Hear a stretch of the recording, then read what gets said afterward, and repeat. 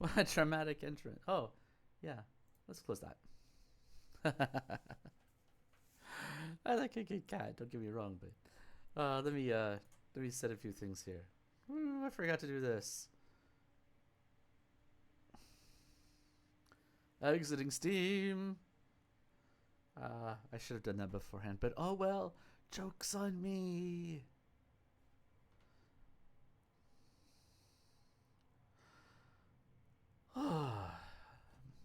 It's been a long day, folks. It really has. I mean, I'm sort of behind the eight ball, and I've been trying to get a bunch of work caught up, and it's difficult. It's kind of sunny. It's kind of warm. The work sucks. You know the drill.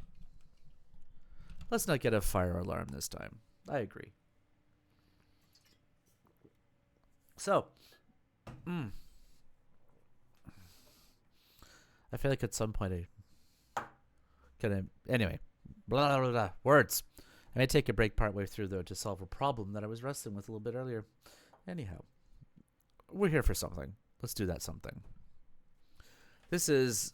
I'm going to be doing this over again because I got interrupted at some point, and I don't know how much fire alarm there was in there. I'm not editing it out of the old recording. You'll just have to deal with it. Hopefully you won't mind. You know, it's how we roll in here. So, Book 2, Chapter 7. How Pantagruel Came to Paris, and of the choice books of the Library of Saint Victor. After that, Pantagruel had studied very well at Orleans.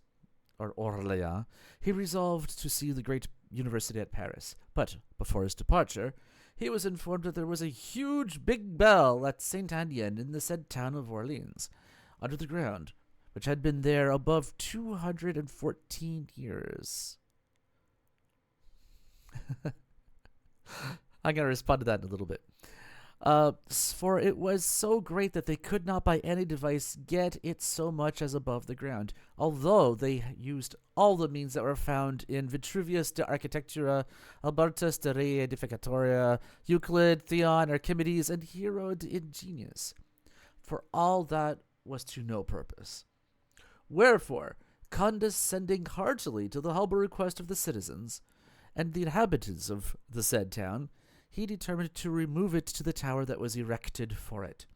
With that, he came to the place where it was, and lifted it out of the ground with his little finger, as easily as you would have done a hawk's bell or bellwether's tingle-tangle. But before he would carry it to the foresaid tower or steeple appointed for it, he would needs make some music with it about the town, and ring it alongst all the streets as he carried it in his hand. Wherewith all the people were very glad. But there happened one great inconveniency. For with carrying it so, and ringing it about the streets, all the good Orleans wine turned instantly, waxed flat, and was spoiled, which nobody there did perceive till the night following. And that's gotta suck. Bellwether's tingle-tangle. Well, you know, I think probably the one time is not a euphemism. There is a fire alarm, let's not die in the stream. Well, fortunately, we did not die in the stream, so all's well, right? Let's continue. For every man found himself so altered and dry with drinking these flat wines that they did nothing but spit, and that was as white as Malta cotton, saying, "We have of the Pantagruel, and our very throats are salted." That sounds like a curse. This done, he came to Paris with his retinue, and at his entry everyone came out to see him, as you know well enough that the people of Paris is sottish by nature. And by B flat and B sharp, and beheld him with great astonishment, mixed with no less fear that he would carry away the palace into some other country, a remoti, and far from them, as his father formerly had done the great peal of bells at Our Lady's church to tie about his mare's neck. Now, after he had stayed there a pretty space, and studied very well in all the 7 liberal arts, he said it was a good town to live in, but not to die, for that the grave-digging rogues of St. Innocent used in frosty nights to warm their bums with dead man's bones. I don't know how that works, but I think there might be some gentleman's specialty interest in there. Oh, the people of Paris. They're so sottish. I don't even know what it is. It sounds bad. I don't think we want to be sottish. But on the other hand, people want to be in Paris, so... Anyway, in his abode, there he found the library of St. Victor, a very stately and magnific one, especially in some books which were there, of which followeth the repertory and catalogue e primo. The For God's Sake of Salvation, the Codpiece of the Law, the Slipshoe of the Decretals, the Pomegranate of Vice, the Clue Bottom of Theology, the Duster or Foxtail Flap of Preachers, composed by Torlupe. Thanks! Sottish, being a sot. Wonderful! Mystery solved. The Churning Bollock of the Valiant, the Henbane of the Bishops, Marmotretus de Babunis Epis, cum commento Dorbellis. Decretum Universitatis Parisiensis super gorgias et mulieri calirum ad placitum. The apparition of Saint Geltrude to a nun of Poissy, being in travail at the bringing forth of a child.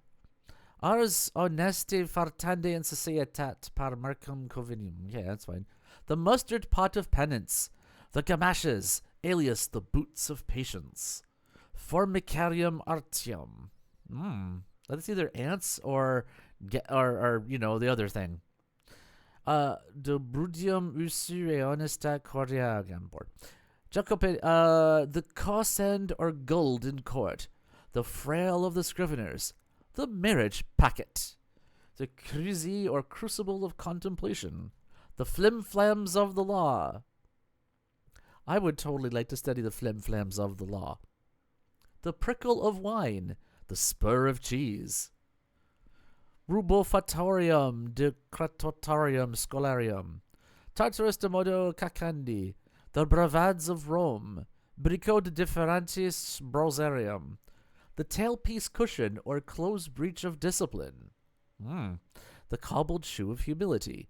The trivet of good thoughts. You can also use it to keep your bowls from burning your tables. The kettle of magnanimity. Let me scroll that up there. The cavilling entanglements of confessors. The snatch fair of the curates. The Reverendi I'm not even going to do that one. The invention of the Holy Cross, personated by 6 wily priests. Hi, Montreth. The spectacles of pilgrims bound for Rome. The bagpipe of the prelates. The complaint of the barristers upon the reformation of comfits. The furred cat of the solicitors and attorneys. Ooh. Bet you that one's on Reddit, taking pictures. Of peas and bacon, cum commento. The small veils, or drinking money of the indulgences. That's a bunch of Latin I don't understand. Carl Bumpkinus de la Re Militare cum figuris Tavoti. Well, that's more Latin. We're just gonna, you know what? I declaration from on high. If I don't get the joke in Latin, I'm just skipping it. The bridal chamber of the advocates. Smuch lamenta Scotti. The rasping and hard scraping of the cardinals. The entrance of Anthony de Leve into the territories of Brazil. The said author's apology against those who allege that the Pope's mule doth eat but at set times. The Shitabrana of the maids. The bald arse or peeled breech of the widows. The cowl or capouch of the monks. The mumbling devotion of the Celestine friars. The passage toll of beggarliness. The teeth chatter or gum didder of lubberly lusts. The paring shovel of the theologues. The drench horn of the masters of arts. The scullions of Ulcam, the uninitiated clerk. Excuse me. The Gulscotoni, or rasher of cormorants and ravenous feeders. The ramishness of the Spaniards, supergivergondigoted by Friar Inigo. The muttering of pitiful wretches. Dastardimus rerum Italicarum, author magistro Bernagad. R. Lullius, okay, that's fine. Cod Tickler, de Magistro Nostromeric Buvit. Okay. The Crackerads of bailists or stone throwing engines. Contrapat clerks, scriveners, brief writers, reporters, and papal bull dispatchers lately compiled by Regis. A perpetual almanac for those that have the gout and the pox. The Shable or scimitar of merchants. The pleasures of the monocle life, the hotchpot of hypocrites, the history of the hobgoblins, the ragamuffinism of the pensionary maimed soldiers, the golden fibs and counterfeit shows of the commissaries, the litter of treasurers, the junglinatorium of sophisters, and Antiperi nama per buga damif fricabretons tour de cantium. I didn't get it right, but I'm not trying it again. The periwinkle of ballad makers, the push forward of the alchemists, the niddy-noddy of the satchel-loaded seekers by Friar Binfastistus. They don't like ethnic food and then eat their weight in pho. I don't know anybody who would say they don't like ethnic food and then eats pho, honestly. If you're thinking of somebody, I don't know who that person is. Because more like, I like ethnic food, and then I rarely ever have pho. So you're clearly not talking about me. Well, yeah, the hypocrites. Duh. Okay. We did that one. The shackles of religion, the racket of the swagwaggers, the leaning stock of old age, the muzzle of nobility, the ape's paternoster, the crickets and hawk's bells of devotion, the pot of the ember weeks, the mortar of the politic life, the flap of the hermits, the riding hood of Montarg of the penitentiaries, the trick-track of the knocking friars, blockhead dodus de vita e honestat braggadociorium, the carrier horse bells of travellers, the bibbings of the tippling bishops, the cymbals of ladies, the dunger's martingale, whirling friscorum, chase marcarorum, perfratum, crack wood logatus, the clouted patches of a stout heart, the mummery of the racket-keeping Robin Goodfellows, the catalogue of the nominated and graduated persons, the hotchpotch or gallimaufry of the perpetually begging friars, the Morris dance of the heretics, the whinings of Cajetan, moody snout... Okay, never mind. 69 fat breviaries, the nightmare of the 5 orders of beggars, the skinnery of the new startups extracted out of the fallow butt, incornifistibulated and plotted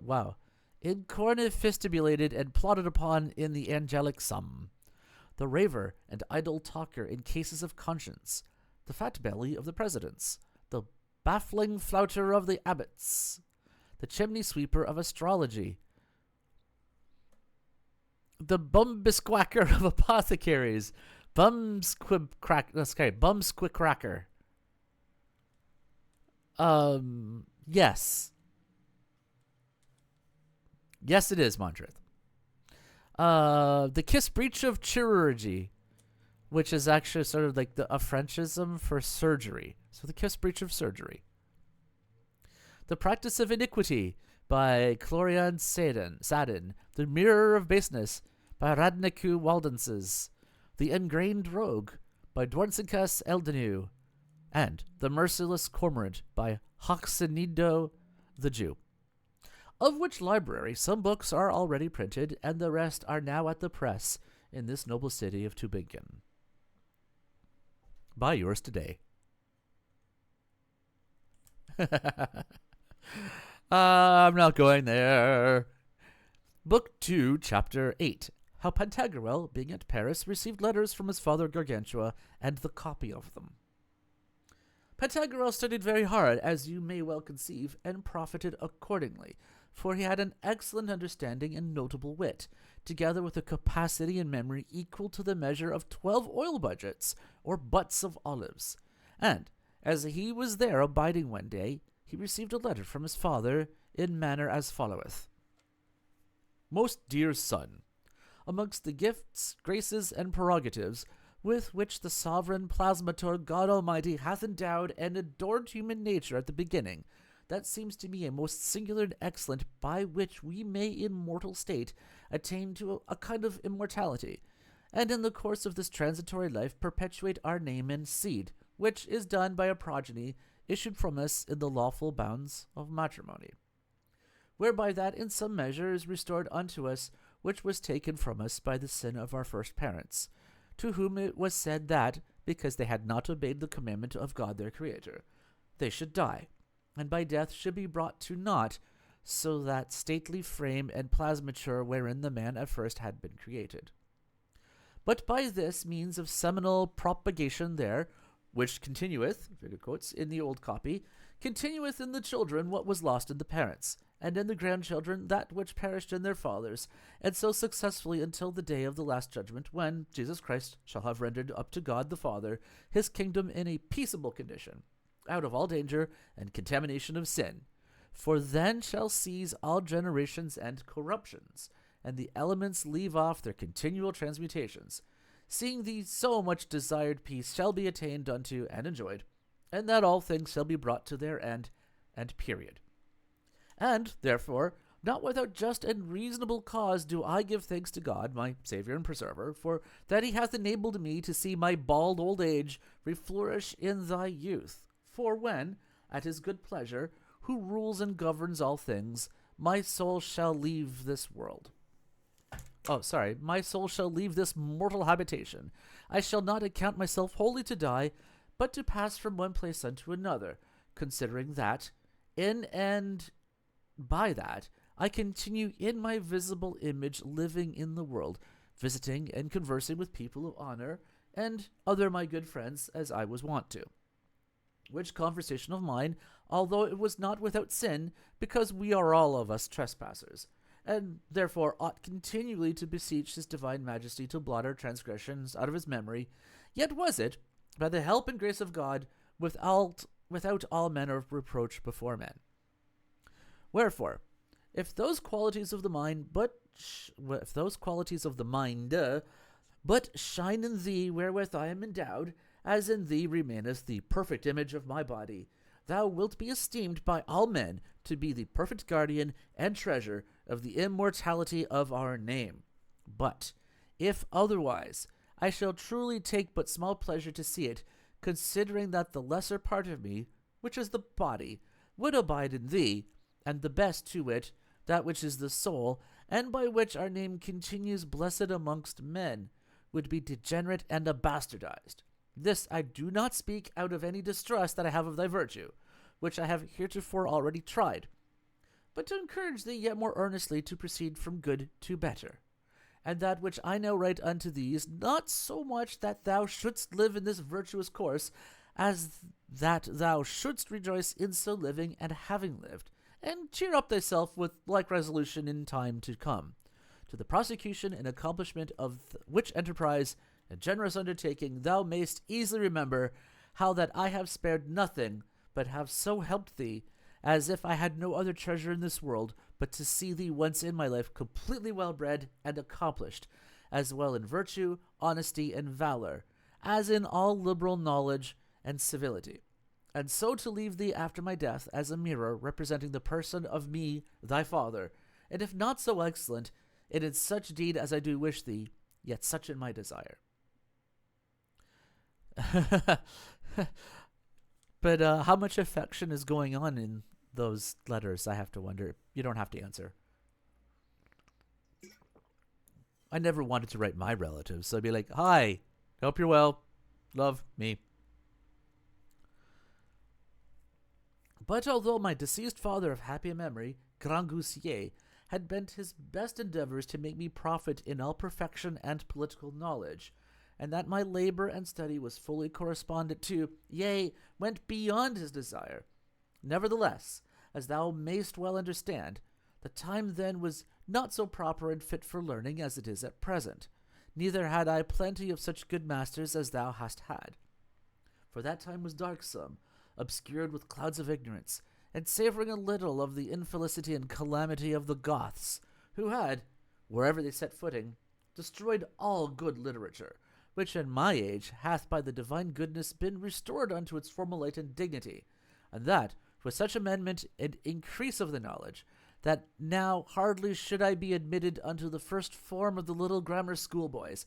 I say, I, who in my youthful days was, and that justly, reputed the most learned of that age, which I do not speak in vain boasting, although I might lawfully do it in writing unto thee, in verification whereof thou hast the authority of Marcus Tullius in his book of old age, and the sentence of Plutarch in the book entitled How a Man May Praise Himself Without Envy, but to give thee an emulous encouragement to strive yet further.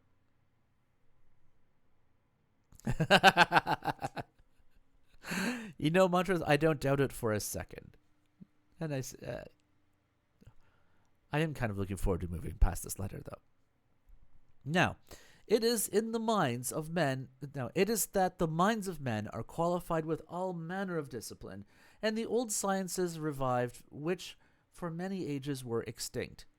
Now it is that the learned languages are to their pristine purity restored, viz. Greek, without which a man may be ashamed to account himself a scholar, Hebrew, Arabic, Chaldean, and Latin.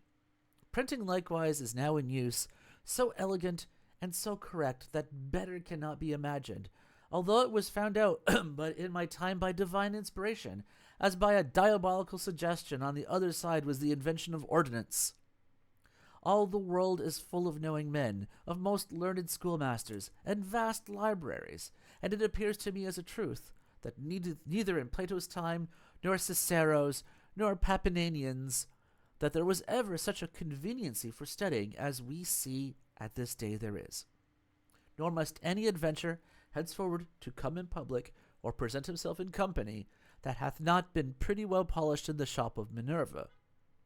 I see robbers, hangmen, freebooters, tapsters, ostlers, and such like, of the very rubbish of the people, more learned now than the doctors and preachers were in my time.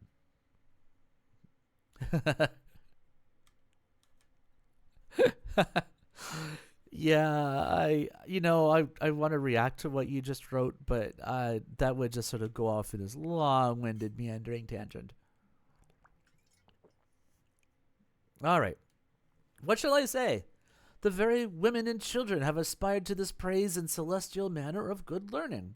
Yet so it is that, in the age I am now of, I have been constrained to learn the Greek tongue, which I contemned not like Cato, but had not the leisure in my younger years to attend to the study of it, and take much delight in the reading of Plutarch's Morals, the pleasant dialogues of Plato, the monuments of Pausanias, and the antiquities of Athenius, in waiting on the hour wherein God my Creator shall call me and command me to depart from this earth in transitory pilgrimage. Wherefore, my son, I admonish thee to employ thy youth to profit as well as thou canst, both in thy studies and in virtue. Thou art at Paris, where the laudable examples of many brave men may stir up thy mind to gallant actions, and hast likewise for thy tutor and pedagogue the learned Epistemon, who by his lively and vocal document may instruct thee in the arts and sciences. I intend, and will have it so, that thou learn the languages perfectly. First of all the Greek, as Quintilian will have it, secondly the Latin, and then the Hebrew, for the Holy Scripture's sake, and then the Chaldean Arabic likewise, and that thou frame thy style in Greek in imitation of Plato, and for the Latin after Cicero. Let there be no history which thou shalt not have ready in thy memory, unto the prosecuting of which design books of cosmography will be very conducible and help thee much. Of the liberal arts of geometry, arithmetic, and music, I gave thee some taste when thou wert yet little, and not above 5 or 6 years old. Proceed further in them, and learn the remainder if thou canst. As for astronomy, study all the rules thereof. Let pass, nevertheless, the divining and judicial astrology, and the art of Lullius, as being nothing else but plain abuses and vanities. As for civil law, Of that I would have thee to know the texts by heart, and then to confer them with philosophy.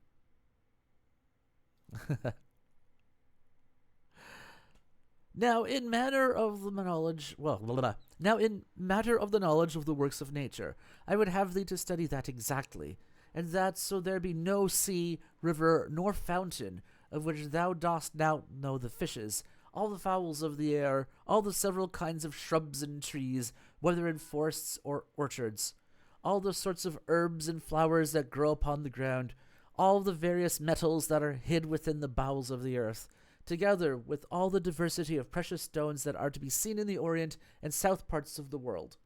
Let nothing of all these be hidden from thee. Then fail not most carefully to peruse the books of the Greek, Arabian, and Latin physicians, not despising the Talmudists and Kabbalists, and by frequent anatomies get thee the perfect knowledge of the other world, called the microcosm, which is man. And at some hours of the day apply thy mind to the study of the Holy Scriptures, first in Greek, the New Testament, with the epistles of the apostles. That just sounds good. The epistles of the apostles. Then the Old Testament in Hebrew. In brief, let me see thee an abyss and bottomless pit of knowledge. For from henceforward, as thou growest great and becomest a man, thou must part from this tranquillity and rest of study. Thou must learn chivalry, warfare, and the exercises of the field, the better thereby to defend my house and our friends, and to succor and protect them at all their needs against the invasion and assaults of evildoers. Furthermore, I will that very shortly thou try how much thou hast profited, which thou canst not better do than by maintaining publicly theses and conclusions in all arts against all persons whatsoever, and by haunting the company of learned men, both at Paris and otherwhere. But because, as the wise man Solomon saith, wisdom entereth not into a malicious mind, and that knowledge without conscience is but the ruin of the soul, it behoveth thee to serve, to love, to fear God, and on him to cast all thy thoughts and all thy hope, and by faith formed in charity to cleave unto him, so that thou mayst never be separated from him by thy sins. Suspect the abuses of the world. Set not thy heart upon vanity, for this life is transitory, but the word of the Lord endureth forever. Be serviceable to all thy neighbors, and love them as thyself. Reverence thy preceptors. Shun the conversation of those whom thou desireth not to resemble, and receive not in vain the graces which God hath bestowed upon thee. And when thou shalt see that thou hast attained to all the knowledge that is to be acquired in that part, return unto me, that I may see thee and give thee my blessing before I die. My son, the peace and grace of our Lord be with thee. Amen. Thy father Gargantua, from Utopia, the 17th day of the month of March. You are correct. Rabelais was a monk and quit, but he had a big body of knowledge that he took in at first, and then moved on to other things. I don't know why he stopped being a monk, but that might be covered elsewhere. Uncle Wiki might know. But yeah, I mean, learn all the good stuff, but skip horoscopes. Could have just sort of abbreviated all of this. These letters being received and read, Pantagruel plucked up his heart, took a fresh courage to him, and was inflamed with a desire to profit in his studies more than ever, so that if you had seen him, how he took pains, and how he advanced in learning, you would have said that the vivacity of his spirit amidst the books was like a great fire amongst dry wood. So active it was, vigorous, and indefatigable.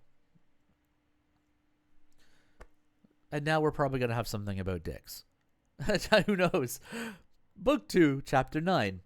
How Pantagruel found Panurge, whom he loved all his lifetime.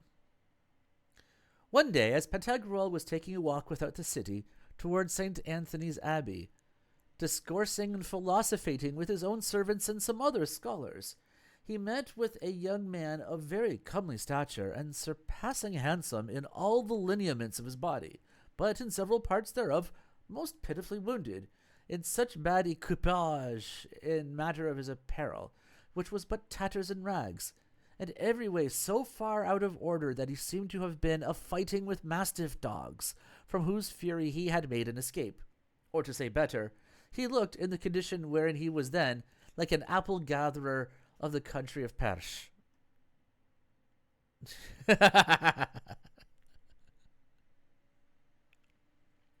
As far off as Pantagruel saw him, he said to those that stood by, "Do you see that man there, who was a-coming hither upon the road from Charenton Bridge? By my faith, he is only poor in fortune, for I may assure you that by his physiognomy it appeareth that nature hath extracted him from some rich and noble race, and that too much curiosity hath thrown upon him adventures, which possibly have reduced him to this indigence, want, and penury." Now, as he was just amongst them, Pantagruel said unto him, "Let me entreat you, friend, that you may be pleased to stop here a little and answer me to that which I shall ask you, and I am confident that you will not think your time ill bestowed, for I have an extreme desire, according to my ability, to give you some supply in this distress wherein I see you are, because I do very much commiserate your case, which truly moves me to great pity. Therefore, my friend, tell me who you are, whence you come, whither you go, what you desire, and what your name is." The companion answered him in the German. The first edition reads Dutch thus: "Junker, Gott geb u Glück Heil, fürwahr lieber Junker," words. "My friend," said Pantagruel, "I have no skill in that gibberish of yours. Therefore, if you would have us to understand you, speak to us in some other language." Then did the droll answer him thus: "Albiridim Godfano decem brin alabo dorzio falbroth ringuam albaras. Nin portzadikin almatusin milko prin alamin enthoth dathabin ansuim. Kutham aldum alcatim nin broth. Dechoth porth min michas im endoth perk.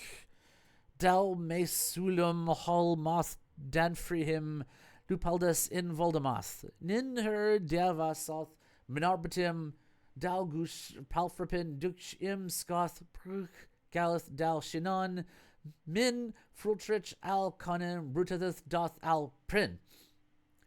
"Do you understand none of this?" said Pantagruel to the company. "I believe," said Epistemon, "that this is the language of the antipodes, and such a hard one that the devil himself knows not what to make of it." Then said Pantagruel, "Gossip, I know not if the walls do comprehend the meaning of your words, but none of us here doth so much as understand one syllable of them." Then said my blade again, "Signor mio, voi vedete per esempio che la cormusa non suona me, I'm just mangling the Italian, I'm sorry. I'm just going to skip that too. To which Epistemon answered, "As much of the one as the other, and nothing of either." Then said Panurge, "Lord, if you be so virtuous of intelligence, as you naturally relieve to the body, you should have pity of me. For nature hath made us equal, but fortune hath some exalted and others deprived. Nevertheless is virtue often deprived, and the virtuous men despised. For before the last end none is good." The following is the passage as it stands in the first edition. Urquhart seems to have rendered Rabelais' indifferent English into worse Scotch, and this with the probable use of contractions in his MS or the oddness of handwriting which he owns to him in his has led to a chaotic jumble which is nearly impossible to reduce to order. Instead of any attempt to do so, it is here given verbatim. "Lard gestol besua virtuous intelligence. As ye body scalbis be natural relath tolb sol osmi peti have. For nature has vice equally made, but fortune some anxiety test and doyus depravit." Wow, this is actually hurting. "Here is a morsel for critical ingenuity fix its teeth in." "Yet less," said Pantagruel. Then said my jolly Panurge, "Jonah Andy Guasa Gusi etan beharda remedio behard vasala iser landa, anbat essi otoi is e naso eis necessitat gure proposian ordin den. Non isena beta fasceria e gab gen hesere bad dad blah blah blah blah. Are you there? Said Eudaemon. Genikua. To this said Carpalem, St. Trinian's rammer unstitched your... What? Whoa. Okay, sorry. Let's try this again. To this said Carpalem, St. Trinian's rammer unstitched your bum, for I had almost understood it. Then answered Panurge, Prust frest frinst sorgmd strucci drhs pag brulalang gravat shavigni pomardia rust pukeldrag Dravenier Presnes, Kui Kalmuch Monarch Drup Del Melups Drink Dern. Do you speak Christian? Said Epistemon, or the buffoon language, otherwise called Patelinois? Nay, it is the puzzlatory language, said another, which some call Laternois. Then said Panurge, Here ich en spreek anders geen tail dan Kirsten tail. Words. Looks like Dutch. Do you understand what I'm saying? Hello, where can I find a Big Mac?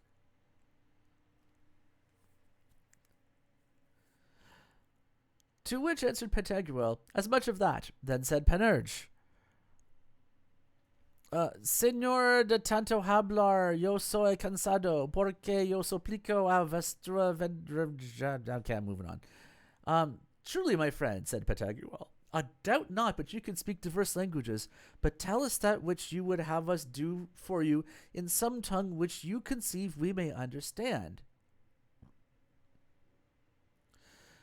Min her, en dog, yeah, I'm skipping that too. It looks kind of ska skalt to delafulang okling salig. I think really, said Eusthenes, that the Goths spoke thus of old, and that, if it pleased God, we would all of us speak so with our tails. Oh, that's a good one.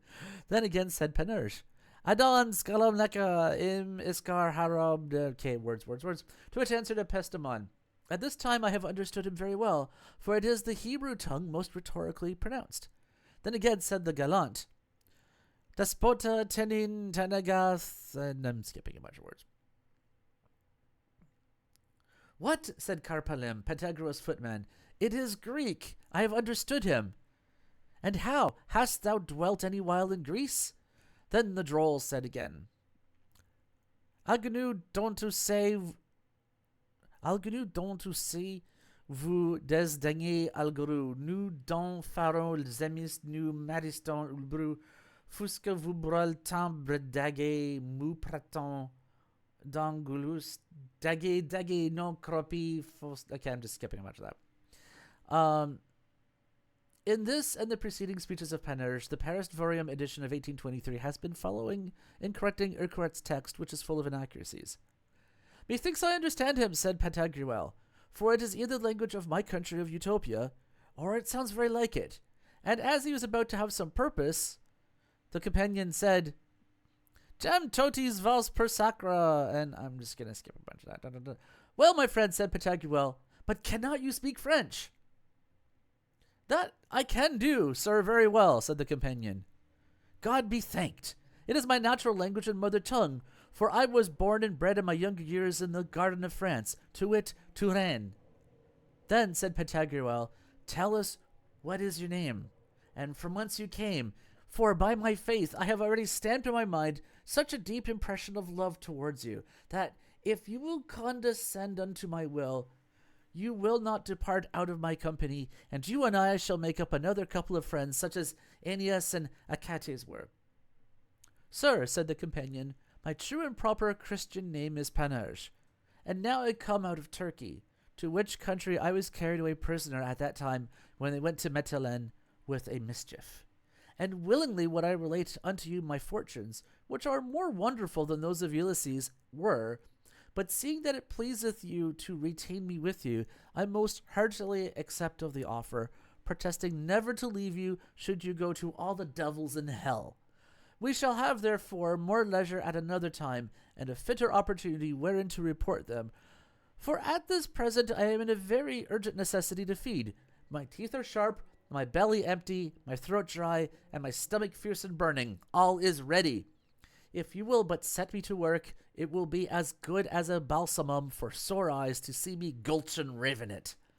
For God's sake, give order for it. Then Pantagruel commanded that they should carry him home and provide him good store of victuals. Which being done, he ate very well that evening, and, capon-like, went early to bed, then slept until dinner-time the next day, so that he made but 3 steps and 1 leap from the bed to the board. I mean, I think Panurge is being a dick. It's like, hello, do you speak our language? No. I mean, blah, blah, blah, blah. He was just... He's a dick. That's all I'm saying. Book 2, Chapter 10. How Pantagruel judged so equitably of a controversy, which was wonderfully obscure and difficult, that, by reason of his just decree therein, he was reputed to have a most admirable judgment. Pantagruel, very well remembering his father's letters and admonitions, would one day make trial of his knowledge. Thereupon, in all the carrefour, that is, throughout all the 4 quarters, streets, and corners of the city, he set up conclusions to the number of 9,764 in all manner of learning, touching in them the hardest doubts that are in any science. And first of all, in the Fodder Street, he held dispute against all the regents or fellows of colleges, artists or masters of art, and orators, and did so gallantly that he overthrew them and set them all upon their tails. He went afterward to the Sorbonne, where he maintained argument against all the theologians or divines, for the space of 6 weeks, from 4 o'clock in the morning until 6 in the evening, except an interval of 2 hours to refresh themselves and to take their repast. And at this were present the greatest part of the lords of the court, the masters of requests, presidents, councillors, those of the accounts, of secretaries, advocates, and others, as also the sheriffs of the said town, with the physicians and professors of the canon law. Amongst which it is to be remarked that the greatest part were stubborn jades, and in their opinions obstinate, but he took such course with them that, for all their ergos and fallacies, he put their backs to the wall, grovelled them in the deepest questions, and made it visibly appear to the world that, compared to him, they were but monkeys and a knot of muffled calves. Take that, you knot of muffled calves. Whereupon everybody stood up and applauded. I mean, everybody began to keep a bustling noise and talk of his so marvelous knowledge through all degrees of persons of both sexes, even to the very laundresses, brokers, roast meat sellers, penknife makers, and others, who, when he passed along on the street, would say, "This is he," in which he took delight, as Demosthenes, the prince of Greek orators, did, when an old crouching wife pointed at him with her finger, said, "That is the man." And then everybody clapped. Now, at this very time, there was a process or suit in law depending in courts between 2 great lords, of which one was called my lord Kissbreech, plaintiff of one side, and the other my lord Suckfist, defendant of the other. Now we're getting somewhere. Whose controversy was so high and difficult in law that the court of parliament could make nothing of it. And therefore, by the commandment of the king, there were assembled 4 of the greatest and most learned of all the parliaments of France, together with the great council and all the principal regents of the universities, not only of France, but of England also, and Italy, such as Jason, Philippus Decius, Petrus de Petronibus, and a rabble of other odd rabbinists, who, being thus met together, after they had thereupon consulted for the space of 46 weeks, finding that they could not fasten their teeth in it, nor with such clearness understand the case as they might in any manner of way be able to write it, or take up the difference between the 2 aforesaid parties, it did so grievously vex them that they most villainously conshit themselves for shame.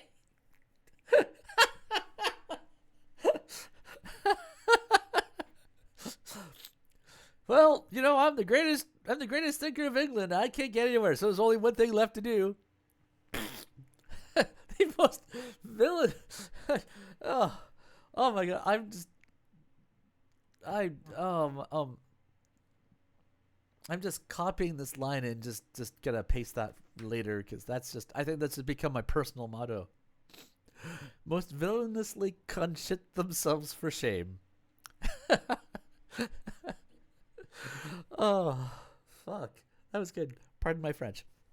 In this great extremity. Yeah, yeah. In this great extremity, a one amongst them named Duduhe, the learnedest of all, I should say, and more expert and prudent than any of the rest, whilst one day they were at their wits' end, the all to be dunced and philogrobalized in their brains, said unto them, We have been here, my masters, a good long space, without doing anything else than trifle away both our time and money, and can nevertheless find neither brim nor bottom in this matter. For the more we study about it, the less we understand therein, which is a great shame and disgrace to us, and a heavy burden to our consciences. Yea, such that in my opinion we shall not rid ourselves of it without dishonour, unless we take some other course, for we do nothing but dote in our consultations. See, therefore, what I have thought upon. You have heard much talking of that worthy personage named Master Pantagruel, who hath been found to be learned above the capacity of this present age, by the proofs he gave in those great disputations which he held publicly against all men. My opinion is, that we send for him to confer with him about this business, for never any man will encompass the bringing of it to an end if he do it not. That is a conjugation. Hereunto all the counsellors and doctors willingly agreed, and according to that their result having instantly sent for him, they entreated him to be pleased to canvass the process and sift it thoroughly, that after a deep search and narrow examination of all the points thereof, he might forthwith make the report unto them, such as he shall think good in true and legal knowledge.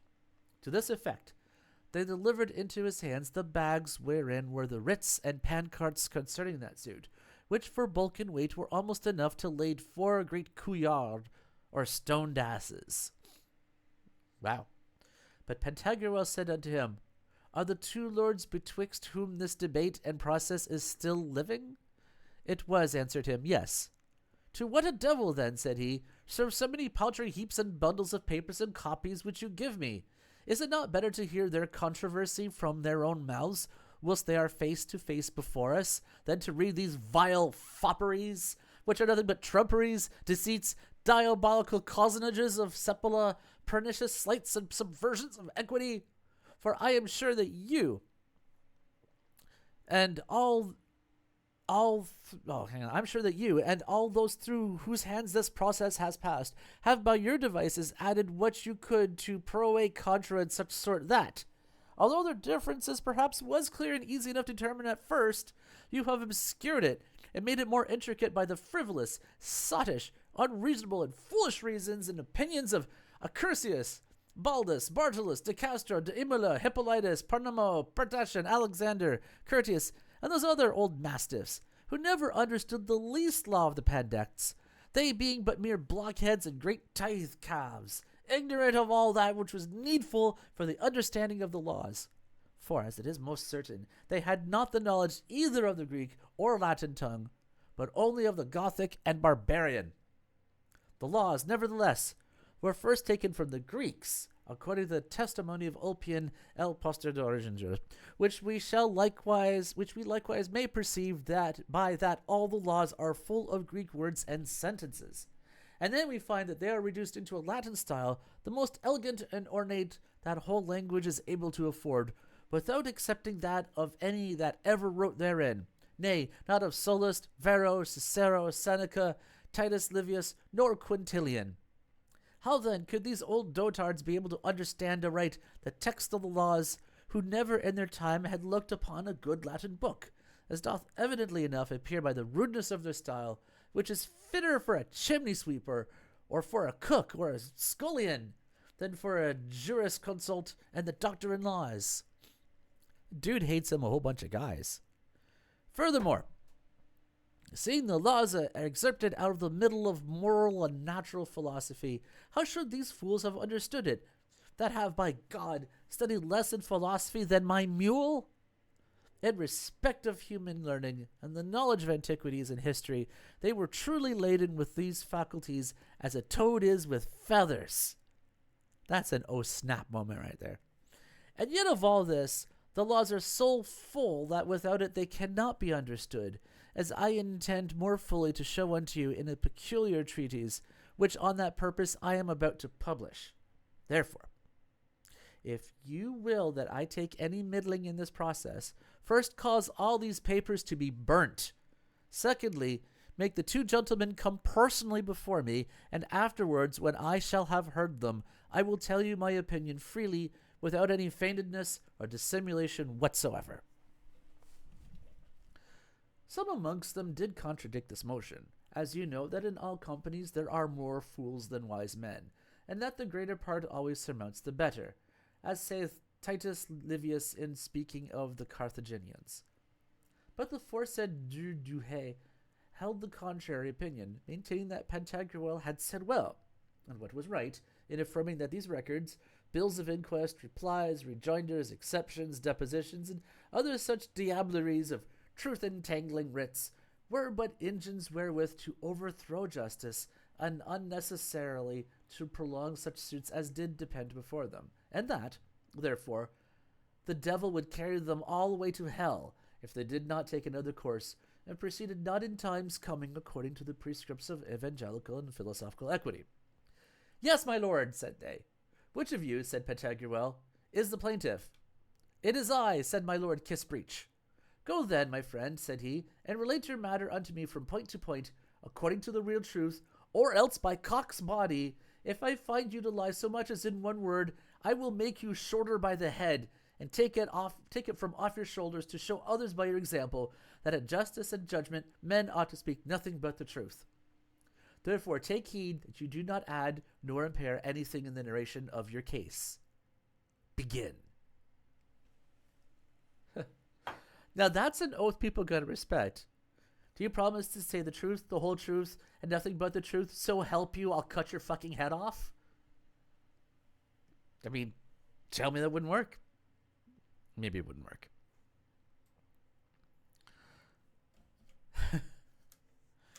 Kind of rambling. Okay. Book 2, Chapter 11. How the Lords of Kissbreach and Suckfist did play...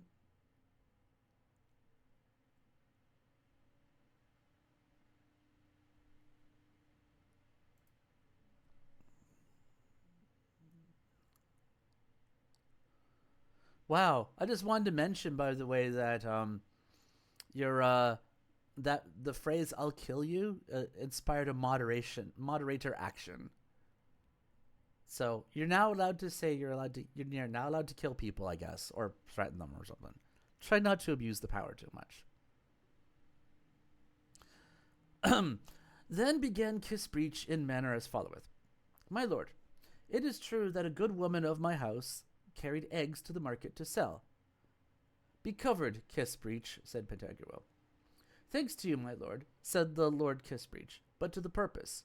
There passed between the two tropics the sum of 3 pence toward the zenith and a halfpenny, forasmuch as the Riphaean mountains had been that year oppressed with the great sterility of counterfeit gudgeons and shows without substance, by means of the babbling tattle and fond fibs seditiously raised between the gibber gabblers and the Accursian gibberish mongers for the rebellion of the Switzers, who had assembled themselves to the full number of the Bumbees and Myrmidons to go a hansel getting on the first day of the new year, at the very time when they gave brewis to the oxen and delivered the key of the coals to the country girls for serving in of the oats to the dogs. All the night long they did nothing else, keeping their hands still upon the pot, but dispatch, both on foot and horseback, leaden sealed writs or letters, to wit, papal commissions commonly called bulls, to stop the boats, for the tailors and seamsters would have made of the stolen shreds and clippings a goodly sagbut to cover the face of the ocean, which then was great with child of a potful of cabbage, according to the opinion of the hay bundle makers.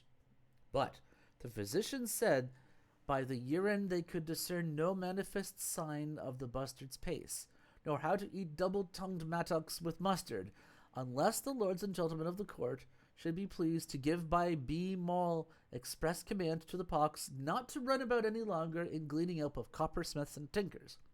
For the Jobbernals had already a pretty good beginning in their dance of the British jig called the Estrindor, to a perfect diapason, with one foot in the fire and their head in the middle, as Goodman Rago was wont to say.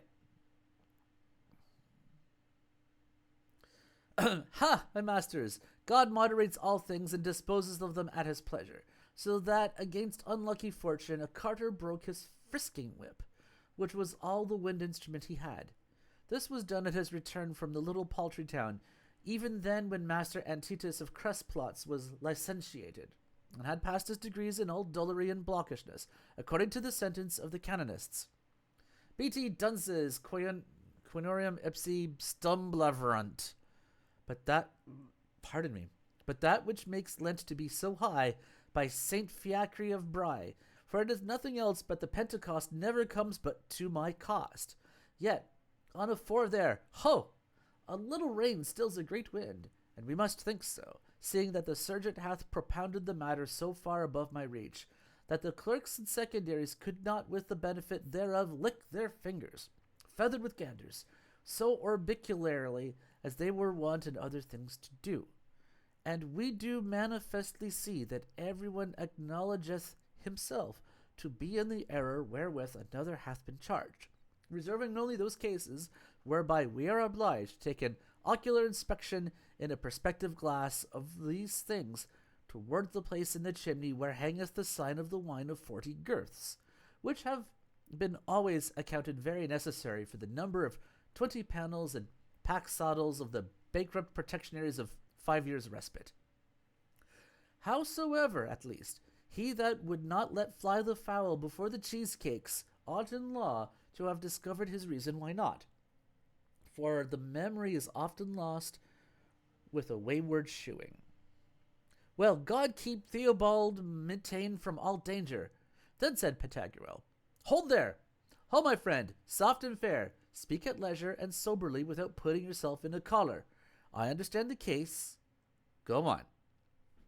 Now then, my lord, said Kissbreech, the aforesaid good woman, saying her godets and adinos, could not cover herself with a treacherous back-blow, ascending by the wounds and passions of the privileges of the universities, unless by the virtue of a warming-pan she had angelically fomented every part of her body and covering them with a hedge of garden beds, giving in a swift unavoidable thirst very near to the place where they sell the old rags whereof the painters of Flanders make great use when they are about neatly to clap on shoes on grasshoppers, locusts, seagulls, and such like fly-fowls, so strange to us that I am wonderfully astonished why the world doth not lay, seeing it is so good to hatch.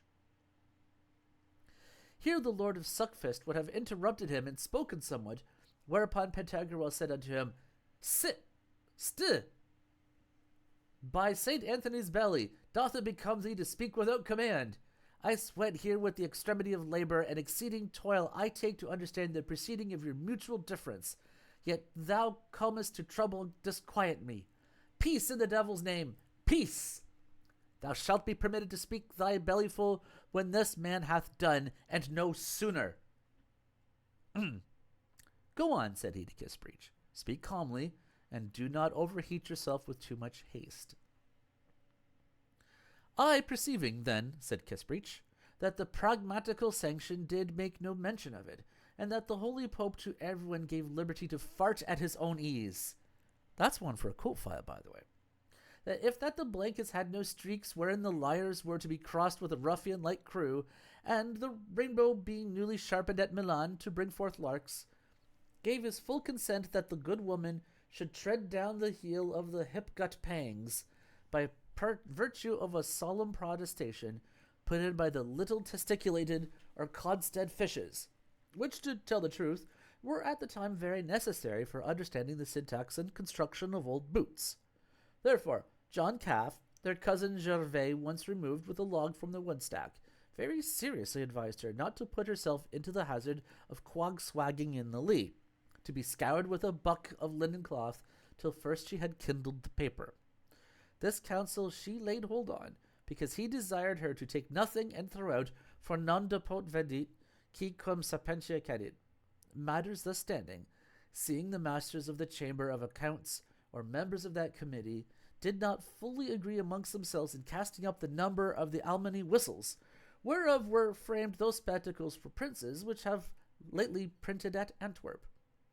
I must needs think that it makes a bad return of the writ, and that the adverse party is not to be believed in sesa verbo dotis, for that, having a great desire to obey the pleasures of the king, I armed myself from toe to top with belly furniture, of the souls of good venison pasties, to go see how my grape gatherers and vintagers had pinked and cut full of small holes their high-coped caps, to lecture it the better, to play at in and in.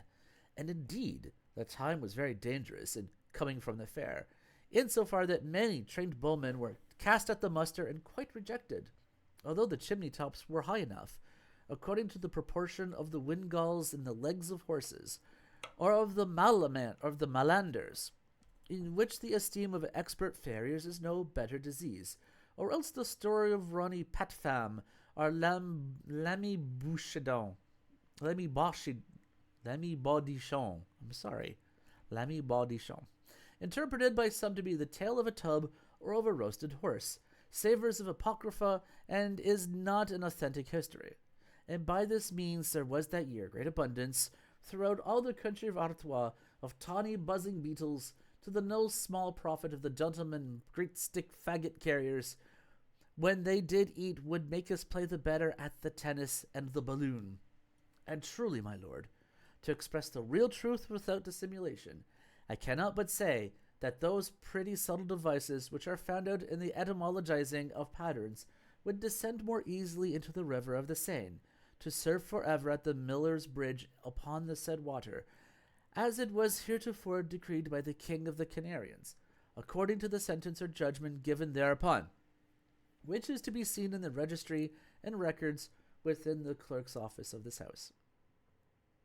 And therefore, my lord, I do most humbly require that by your lordship there be said and declared upon the case what is reasonable, with costs, damages, and interests. Then, said Pantagruel, my friend, is this all you have to say? Kisprich answered, Yes, my lord, for I have told all the tu autem, and have not varied at all upon mine honour insomuch as one single word.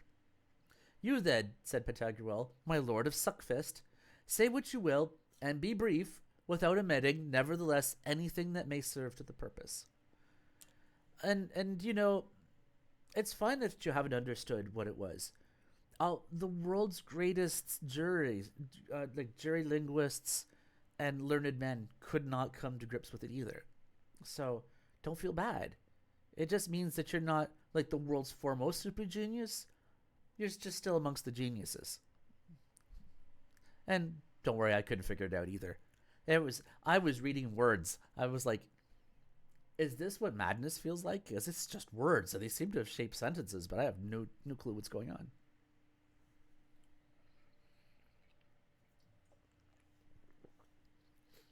Book 2, Chapter 12. How the Lord of Suckfist pleaded before Pantagruel. You got it correctly, yeah. They were some pretty learned people, but that was just gibber speak. Then began the Lord Suckfist in manner as followeth.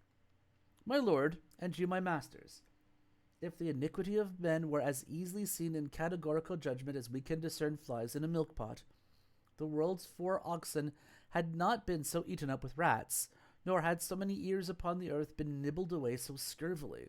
For although all that my adversary hath spoken be of a very soft and downy truth, insomuch as concerns the letter and history of the factum, yet nevertheless the crafty sleights, cunning subtleties, sly cozenages, and little troubling entanglements are hid under the rosepot, the common cloak and cover of all fraudulent deceits.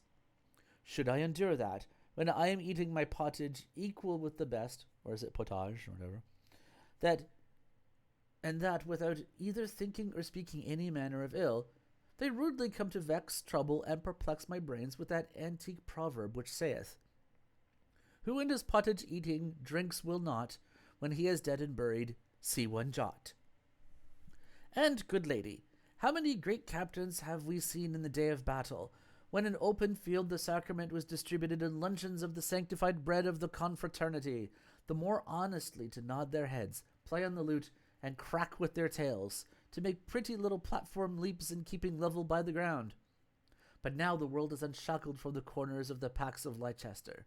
One flies out lewdly and becomes debauched, another likewise, 5, 4, and 2, and that at such random that, if the court take not some course therein, it will make as bad a season and manner of gleaning this year as ever it was made, or it will make goblets.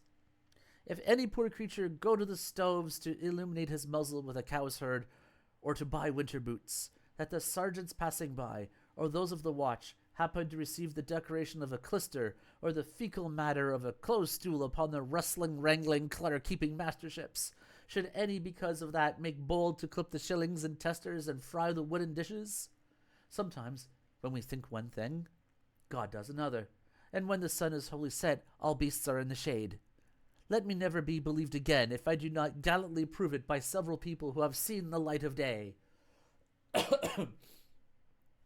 In the year 1306, buying a Dutch curtail, which was a middle-sized horse, both high and short, of a wool good enough and dyed in grain, as the goldsmiths assured me, although the notary put an etc. in it, I told really that I was not a clerk of so much learning as to snatch at the moon with my teeth.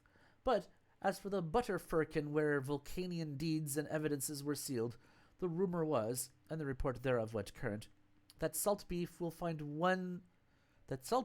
make one find the way to the wine without a candle, though it were hid in the bottom of a collier's sack, and that with his drawers on he were mounted on a barbed horse furnished with a front stall, and such arms, thighs, and leg pieces as are requisite for the well-frying and broiling of a swaggering sauciness. Here is a sheep's head, and it is well they make a proverb of this, that it is good to see black cows and burnt wood when one attains to the enjoyment of his love. I had a consultation upon this point with my masters the clerks, who for resolution concluded in his Frisisimorum that there is nothing like to mowing in the summer, and sweeping clean away in water, well garnished with paper, ink, pens, and penknives, of Lyon upon the river of Rome. Dolipim, dolapov, tarabin, tarabas, tutpish, for incontinently after that armor begins to smell of garlic, the rust will go near to eat the liver, not of him that wears it. And then do they nothing but withstand others' courses, and ride nakedly, set up their bristles gainst one another, in lightly passing over their afternoon sleep. And this is what maketh salt so dear. My lords, believe not when the said good woman had with birdlime caught the shoveler fowl, the better before a sergeant's witness to deliver the younger son's portion to him, that the sheep's pluck or hog's haslet did dodge and shrink back in the usurer's purses, or that there could be anything better to preserve one from the cannibals than to take a rope of onions, knit with 300 turnips, and a little of a calf's chaldron of the best allay that the alchemists have provided, and that they daub and do over with clay, as also calcinate and burn to dust these pantoufles, muff in, muff out, mouflin, mouflar, with the fine sauce of the juice of the rabble rout, whilst they hid themselves in some pretty mould warp-hole, saving always the little slices of bacon. Now, if the dice will not favour you with any other throw but ams ace, and the chance of 3 at the great end, mark well the ace, then take me your dame, settle her in a corner of the bed, and whisk me her up drill trill, and there, tourlura la la, which when you have done, take a hearty draught of the best, despicando granovolibus, and in despite of the frogs, whose fair course be buskin stockings shall be set apart for little green geese or mewed goslings, which, fattened in a coop, take delight to sport themselves at the wagtail game, waiting for the beating of the metal and the heating of the wax by the slavering drivellers of consolation. Very true it is that the 4 oxen which are in debate, and whereof mention was made, were somewhat short in memory, Nevertheless, to understand the game aright, they feared neither the cormorant nor mallard of Savoy, which put the good people of my country in great hope that their children sometime should become very skillful in algorism. Therefore is it that by a law rubric and special sentence thereof, that we cannot fail to take the wolf if we make our hedges higher than the windmill, whereof somewhat was spoken by the plaintiff. But the great devil did envy it, and by that means put the High Duchess far behind, who played the devils in swilling down and tippling at the good liquor. Trink, mine Herr, trink, trink. By 2 of my table-men in the corner point I have gained the lurch. For it is not probable, nor is there any appearance of truth in this saying, that at Paris upon a little bridge the hen is proportionable. And were they as copped and high-crested as marsh whoops, if veritably they did not sacrifice the printer's pumpet balls at Moreb, with a new edge set upon them by text letters or those of a swift writing hand, it is all one to me, so that the headband of the book breed not moth nor worms in it. And put the case that, at the coupling together of the buckhounds, the little puppies shall have waxed proud before the notary could have given an account of the serving of his writ by the cabalistic art, it will necessarily follow, under correction of the better judgment of the court, that 6 acres of meadow ground of the greatest breadth will make 3 butts of fine ink, without paying ready money, considering that, at the funeral of King Charles, we might have had the fathom in open market for 1 and 2, that is, deuce ace. This I may affirm with a safe conscience upon my oath of wool. And I see ordinarily in all good bagpipes that, when they go to the counterfeiting of the chirping of small birds, by swinging a broom 3 times about a chimney, and putting his name upon record, that they do nothing but bend a crossbow backwards, and wind a horn, if perhaps it be too hot, and that by making it fast to a rope he was to draw, immediately after the sight of the letters, the cows were restored to him. Well, we're almost done, and we're going to find a conclusion. Such another sentence after the homeliest manner was pronounced in the 17th year, because of the bad government of Luz Fargarus, whereunto it may please the court to have regard.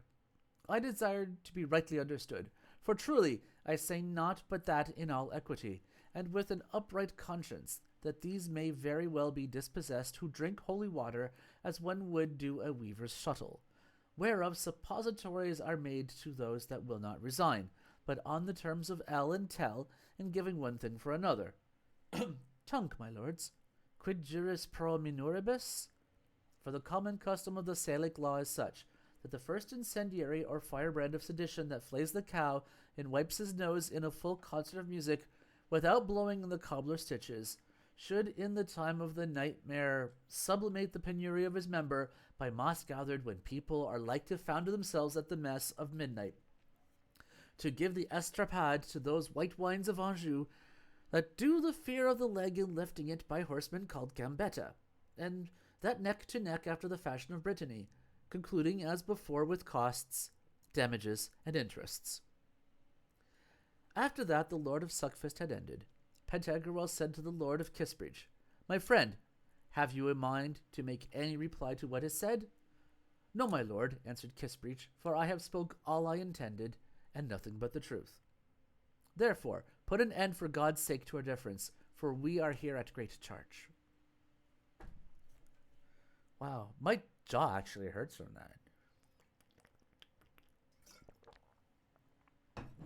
that. All right, here we go. Book 2, Chapter 13. How Pantagruel gave judgment upon the differences of the 2 lords. I'm trying to parse this image.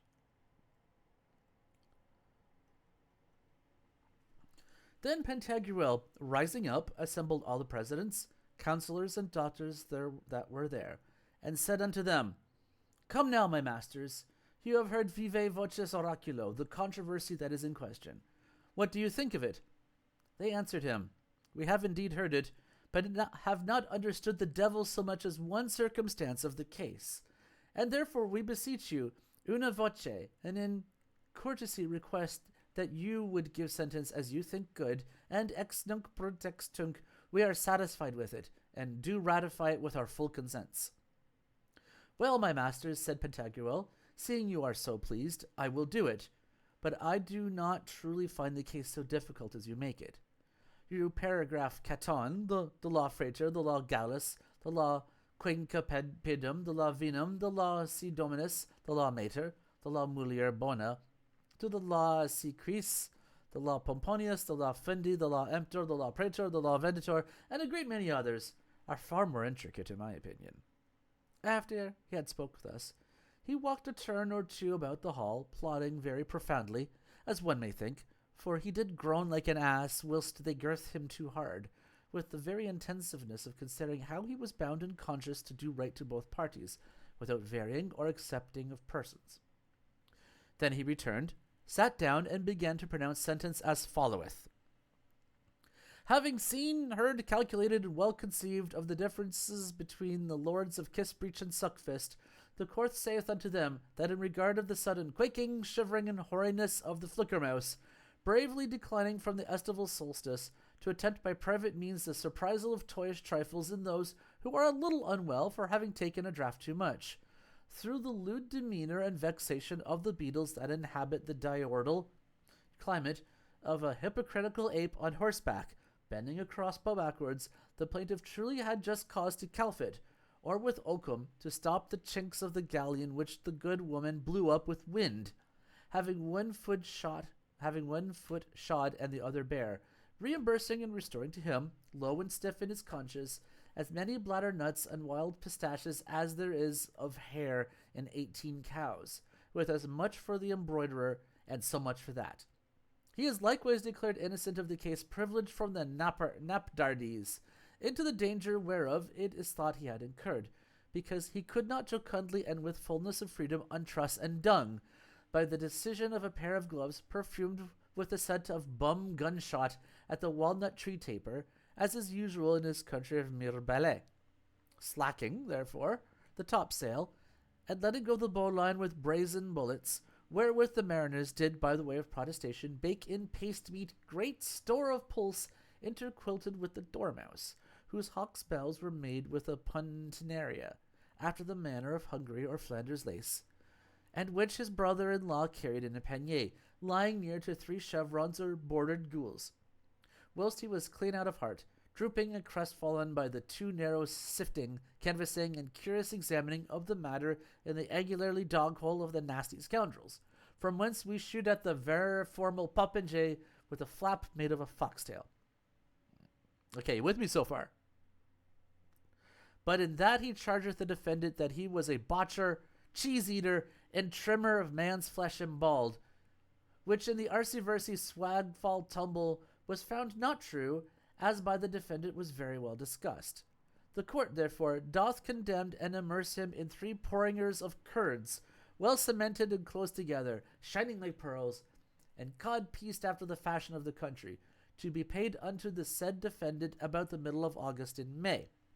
But on the other part, the defendant shall be bound to furnish him with hay and stubble for stopping the caltrops of his throat, troubled and impulrugifized, with the gabardines garbled shufflingly, and friends as before, without costs and for cause.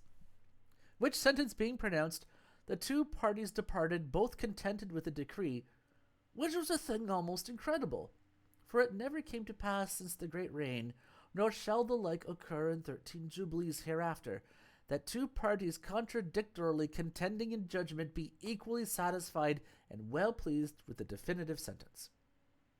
As for the counsellors and other doctors in the law that were there present, they were also ravished with admiration at the more than human wisdom of Pantagruel, which they did most clearly perceive to be in him by his so accurate decision of this so difficult and thorny cause, that their spirits, with the extremity of the rapture being elevated above the pitch of actuating the organs of the body, they fell into a trance and sudden ecstasy, wherein they stayed for the space of 3 long hours, and had been so as yet in that condition, had not some good people fetched store of vinegar and rosewater to bring them again into their former sense and understanding, for the which God be praised everywhere.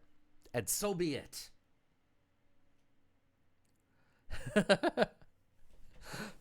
I kind of, I sort of, near as I can tell from the decision, I only got part of it, but I think basically like they just went grabble, grabble, grabble, grabble, grabble, and the other guy went blah blah blah blah blah blah blah, and then he just went holy holy holy holy, and he went oh yeah yeah you're right, and that was that.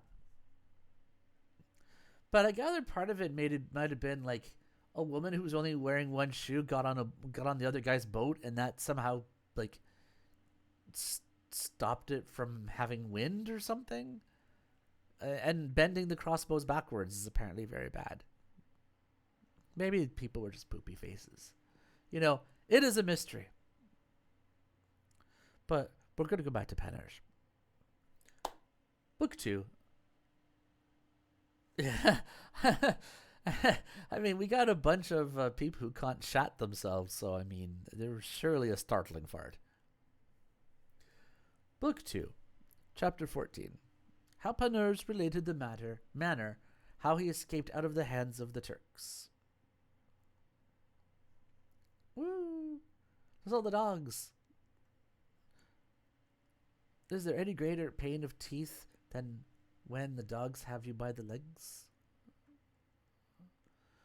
The great wit and judgment of Pantagruel was immediately after this made known unto all the world by setting forth his praises in print, and putting upon record this late wonderful proof he hath given thereof amongst the rolls of the crown and registers of the palace, in such sort that everyone began to say that Solomon, who by a probable guess only, without any further certainty, caused the child to be delivered to its own mother, showed never in his time such a masterpiece of wisdom as the good Pantagruel hath done.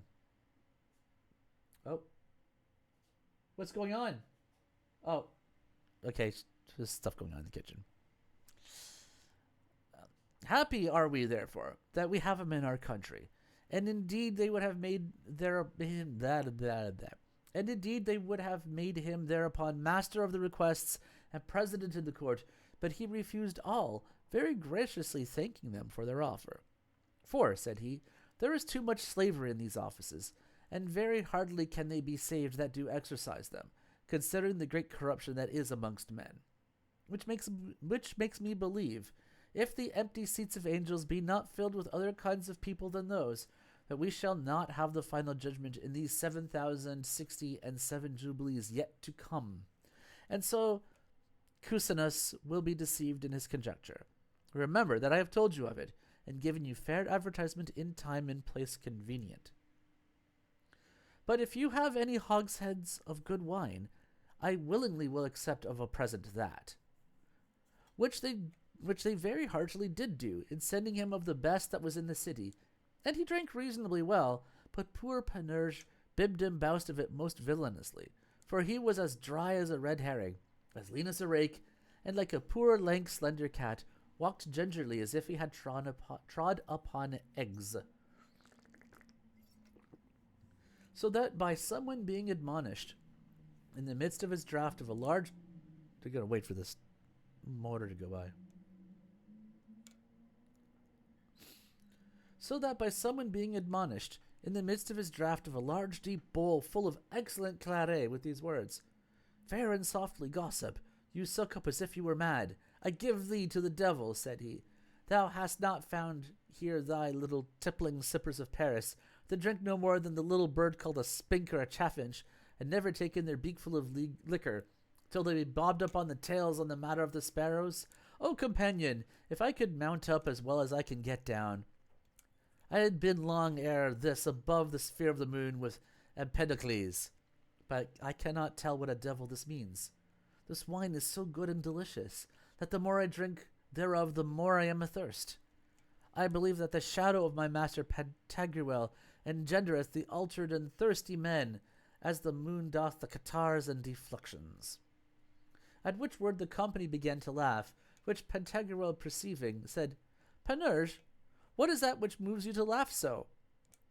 Sir, said he, I was telling them that these devilish Turks are very unhappy, and that they never drink one drop of wine, and that though there were no other harm in all Mahomet's Alcoran, he yet for this one base point of abstinence from wine which therein is commanded, I would not submit myself unto their law.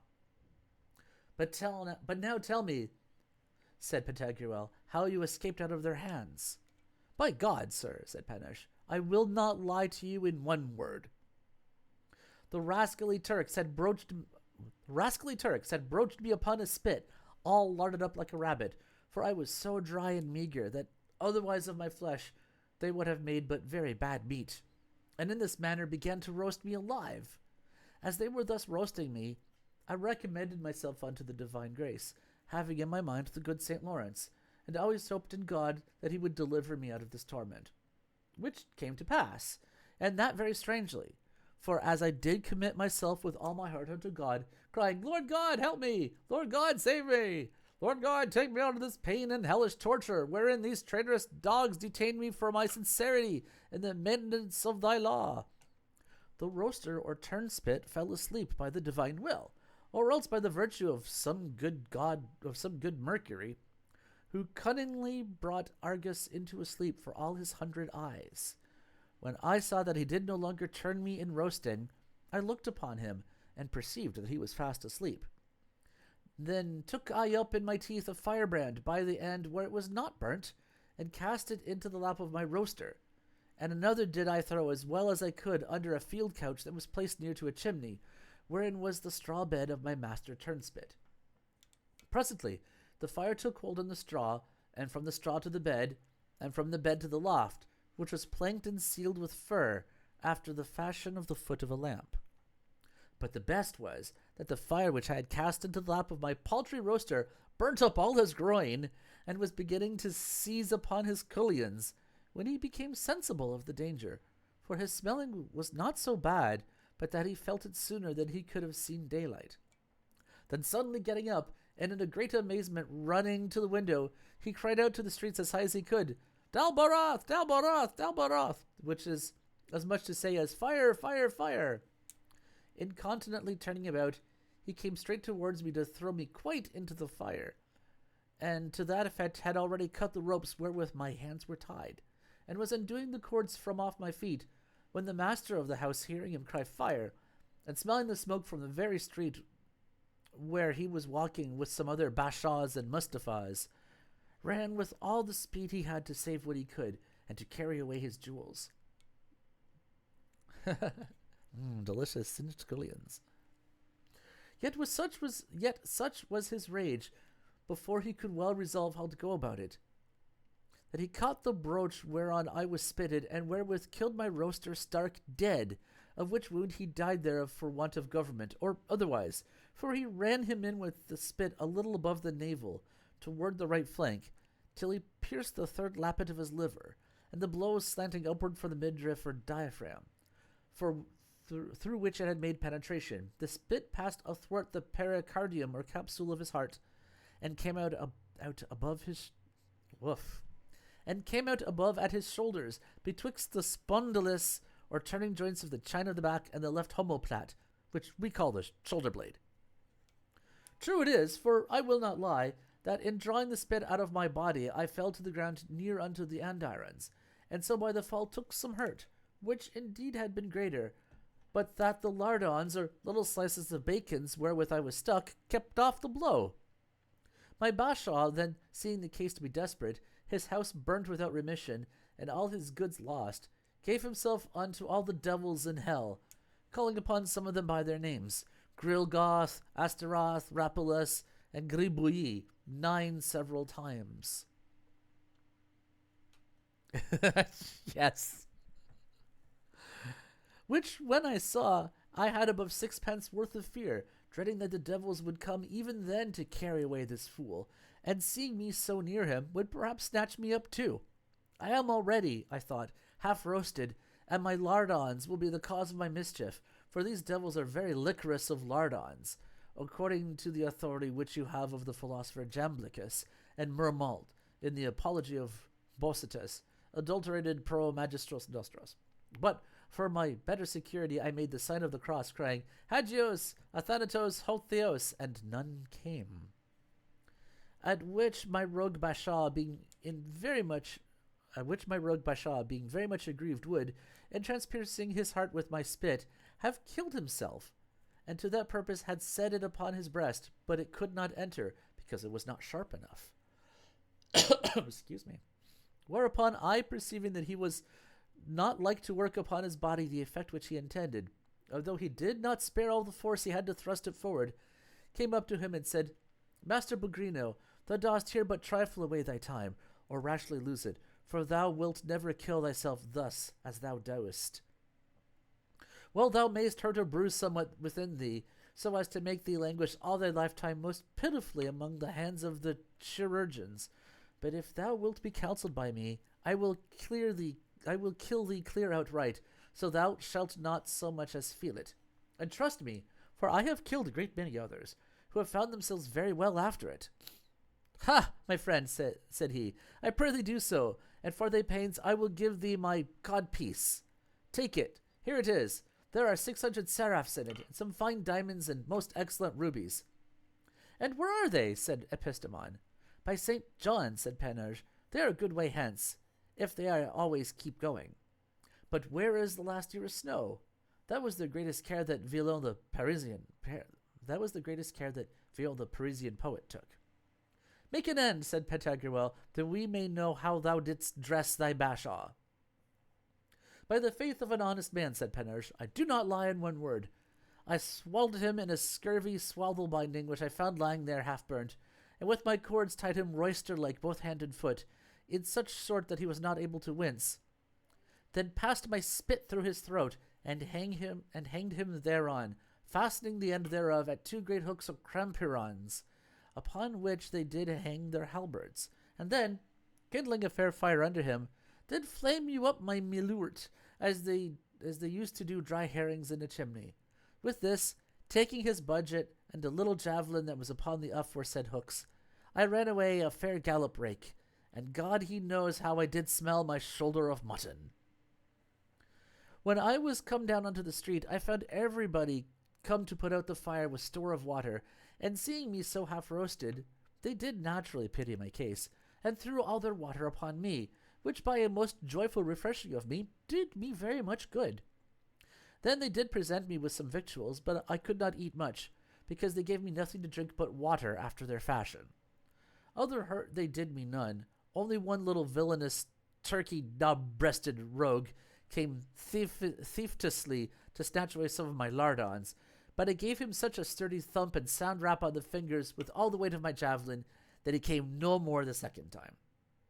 Shortly after this there came towards me a pretty young Corinthian wench, who brought me a box of conserves of round Mirabolan plums called emblix, and looked upon my poor Robin with an eye of great compassion, as it was flea-bitten and pinked with the sparkles of fire-room whence it came, for it reached no farther in length, believe me, than my knees. But note that this roasting cured me entirely of a sciatica, whereunto I had been subject above 7 years before, upon that side which my roaster by falling asleep suffered to be burnt. Now, whilst they were busy about me, the fire triumphed. Never ask how, for it took hold on above 2,000 houses, which one of them spying cried out, By Mahum's belly, all the city is on fire, and we do nevertheless stand gazing here, without offering to make any relief. Upon this everyone ran to save his own. For my part, I took my way towards the gate. But when I was got upon the nap of a little hillock not far off, I turned me about as did Lot's wife, and looking back, saw all the city burning in a fair fire, whereat I was so glad that I almost beshit myself for joy. That was a whiplash. But God punished me well for it. How? Said Pantagruel. Thus, said Panurge, for when with pleasure I beheld this jolly fire, jesting with myself and saying, Ha, poor flies! Ha, poor mice! You will have a bad winter of it this year. The fire is in your reeks. It is in your bedstraw. Out come more than 6, yea, more than 1,311 dogs, great and small, altogether out of the town, flying away from the fire. At the first approach they all ran upon me, being carried on by the scent of my lecherous half-roasted flesh, and had even then devoured me in a trice, if not my good angel had not well inspired me with the instruction of a remedy very sovereign against the toothache. And wherefore, said Pantagruel, wert thou afraid of the toothache or of pain of the teeth? Wert thou not cured of thy rheums? By Palm Sunday, said Panurge, is there any greater pain of the teeth than when the dogs have you by the legs? But on a sudden, as my good angel directed me, I thought upon my lardons, and threw them down in the midst of the field amongst them. Then did the dogs run, and fight with one another at fair teeth, which should have the lardons. By this means they left me, and I left them also bustling with and harrying one another. Then I did escape frolic and lively, gramercy, roast meat, and cookery. Wow, that was a journey.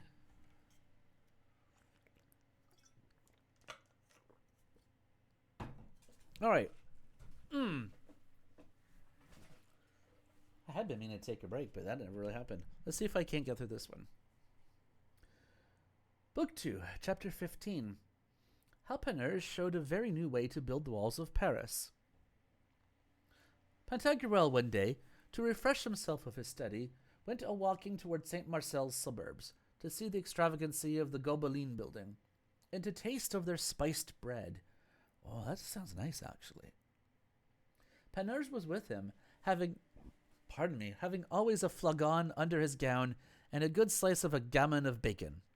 For without this he never went, saying that it was as a yeoman of the guard to him, to preserve his body from harm.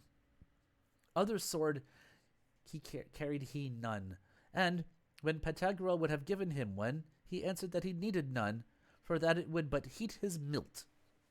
Yea, but, said Epistemon, if thou shouldst be set upon, how wouldst thou defend thyself? With great buskinades or broadkin blows, answered he, provided thrusts were forbidden. At their return, Panurge considered the walls of the city of Paris, and in derision said to Pantagruel, see what fair walls here are. Oh, how strong they are, and well fitted to keep geese in a mew, or coop to fatten them. And by my beard, they are competently scurvy for a city such as this, for a cow with one fart will go near to overthrow the above 6 fathoms of them. Oh, my friend, said Pantagruel, dost thou know what Agesilaus said when he was asked why the great city of Lacedaemon was not enclosed with walls? Lo here, said he, the walls of the city, in showing them the inhabitants and citizens thereof, so strong, so well armed, so expert in military discipline, signifying thereby that there is no wall but of bones, and that towns and cities cannot have a surer wall nor better fortification than the prowess and virtue of the citizens and inhabitants. So is this city so strong, by the great number of warlike people that are in it, that they care not for making any other walls? Besides, whosoever would go about to wall it, as Strasbourg, Orleans, or Ferrara, would find it almost impossible. The cost and charges would be so excessive. Yea, but, said Panurge, it is good, nevertheless, to have an outside of stone when we are invaded by our enemies, were it but to ask, who is below there? As for the enormous expense, which you say would be needful for undertaking the great work of walling the city about, if the gentlemen of the town will be pleased to give me a good rough cup of wine, I will show them a pretty, strange, and new way how they may build them good cheap. How? Said Pantagruel. Do not speak of it then, answered Panurge, and I will tell it to you. I see that by the sine quo nons, calibistris or contrapunctums of the women of this country are better cheap than stones. Of them should the walls be built, ranging them in good symmetry by the rules of architecture, and placing the largest in the first ranks, then sloping downwards ridgewise, like the backs of an ass. The middle-sized ones must be ranked next, and last of all the least and smallest.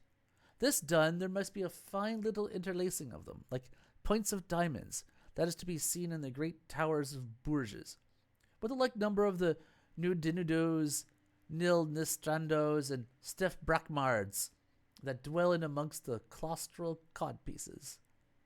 What devil were able to overthrow such walls? There is no metal like it to resist blows, insofar that, if culverin shot should come to graze it, you would incontinently see distill from thence the blessed fruit of the great pox as small as rain. Beware, in the name of the devils, and hold off. Furthermore, no thunderbolt or lightning would fall upon it. For why? They are all blessed or consecrated. I see but one inconveniency in it. Ho, ho, ha, ha, ha, said Pantagruel. And what is that? It is that the flies would be so liquorish of them that you would wonder, and would greatly gather there together, and there leave their ordure and excretions, so that all the work would be spoiled.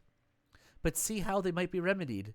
They must be wiped, and made rid of the flies with fair foxtails, or great viadazes, which are aspizzles of Provence.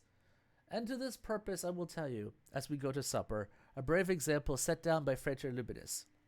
Libro de...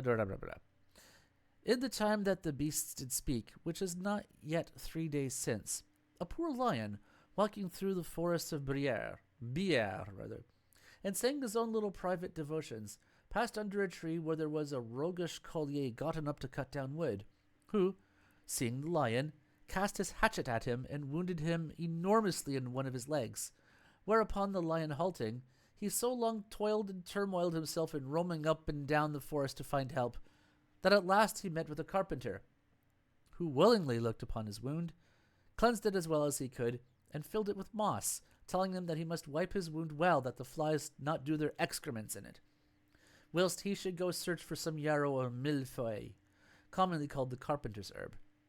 The lion, being thus healed, walked along in the forest, at what time a sempiternius crone, an old hag, was picking up and gathering some sticks in the said forest, who, seeing the lion coming toward her, for fear fell down backwards, in such sort that the wind blew up her gown, coats, and smock, even as far as above her shoulders. Which the lion perceiving, for pity ran to see whether she had taken any hurt by the fall, and thereupon considering her, how do you call it, said, O poor woman, who hast thus wounded thee? Which words when he had spoken, he espied a fox, whom he called to him, saying, Gossip Renard, how hither, and for cause. When the fox was come, he said unto him, My gossiping friends, they have hurt this good woman here betwixt the legs most villainously, and there is a manifest solution of continuity. See how great a wound it is, even from the tail up to the navel, and in measure 4, nay 5 handfuls and a half. This is the blow of a hatchet, I doubt me. It is an old wound, and therefore that the flies may not get into it, wipe it lustily well and hard, I prithee, both within and without. Thou hast a good tail and long. Wipe, my friend, wipe, I beseech thee, and in the meantime I will go and get some moss to put in it, for thus we ought to succor and help one another. Wipe it hard, thus, my friend, wipe it well, for this wound must be often wiped, else the party cannot be at ease. Go to, wipe well, my little gossip, wipe. Goth hath furnished thee with a tail, thou hast a long one, and of a bigness proportionable. Wipe hard, and be not weary.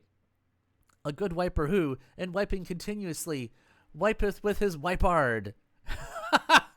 My wasps shall never be wounded. Wipe, my pretty minion, wipe, my little bully, I will not stay long. Then went he to get store of moss, and when he was a little way off, he cried out in speaking to the fox thus, Wipe well still, gossip, wipe, and let it never grieve thee to wipe well, my little gossip. I will put thee into service to be wiper to Don Pedro de Castille. Wipe, only wipe, and no more. The poor fox wiped as hard as he could, here and there, within and without, but the false old trot did so fizzle and fist that she stunk like 100 devils, which put the poor fox to a great deal of ill ease, for he knew not what side to turn himself to escape the unsavory perfume of this old woman's postern blasts. Holy And whilst to that effect he was shifting hither and thither, without knowing how to shun the annoyance of those unwholesome gusts, he saw that behind him there was yet another hole, not so great as that which he did wipe, out of which came this filthy and infectious air. The lion at last returned, bringing with him of moss more than 18 packs would hold, and began to put into the wound with a staff which he had provided for that purpose, and had already put in a full 16 packs and a half, at which he was amazed. What a devil, said he, this wound is very deep. It will hold above 2 cartloads of moss. The fox, perceiving this, said unto the lion, O gossip lion, my friend, I pray thee do not put in all thy moss there. Keep somewhat, for there is yet another little hole that stinks like 500 devils. I am almost choked with the smell thereof. It is so pestiferous and empoisoning. Thou must these walls be kept from flies, and wages allowed to some for wiping of them. Then, said Pantagruel, how dost thou know that the privy parts of women are at such a cheap rate? For in this city there are many virtuous, honest, and chaste women besides the maids. Ubi prenus, said Panurge. I will give you my opinion of it, and that upon certain and assured knowledge. I do not brag that I have bum-basted 417 since I came into the city, though it be but 9 days ago. But this very morning I met with a good fellow who, in a wallet such as Aesop's was, carried 2 little girls of 2 or 3 years old at the most, one before and the other behind. He demanded alms of me, but I made him answer that I had more cods than pence. Afterwards I asked him, Good man, these 2 girls, are they maids? Brother, said he, I have carried them thus these 2 years, and in regards of her that is before, whom I see continually, in my opinion she is a virgin. Nevertheless, I will not put my finger in the fire for it. As for her that is behind, doubtless I can say nothing. Water is fine, but I'm going to call it after I finish this. Indeed, said Pantagruel, thou art our gentle companion. I will have thee to be apparelled in my livery, and therefore caused him to be clothed most gallantly according to the fashion that then was, only that Panurge would have the codpiece of his breeches 3 foot long, and in shape square, not round, which was done, and was well worth the seeing. Oftentimes he was wont to say that the world had not yet known the emolument and utility that is in wearing great codpieces, but time would one day teach it them, as all things have been invented in time. God keep him from hurt, said he, the good fellow whose long codpiece or braguet hath saved his life. God keep him from hurt, him whose long braguet hath been worth to him in one day 169,009 crowns. God keep him from hurt, who by his long braguet hath saved a whole city from dying by famine. And by God, I will make a book of the commodity of long braguets when I shall have more leisure. And indeed, he composed a fair, great book with figures, but it is not printed as yet that I know of. Yeah, I am sore AF. So this is where I'm gonna take pause, and we're going to next week learn about the qualities and conditions of Panurge. Thanks for listening, or as you would say, goodbye, world.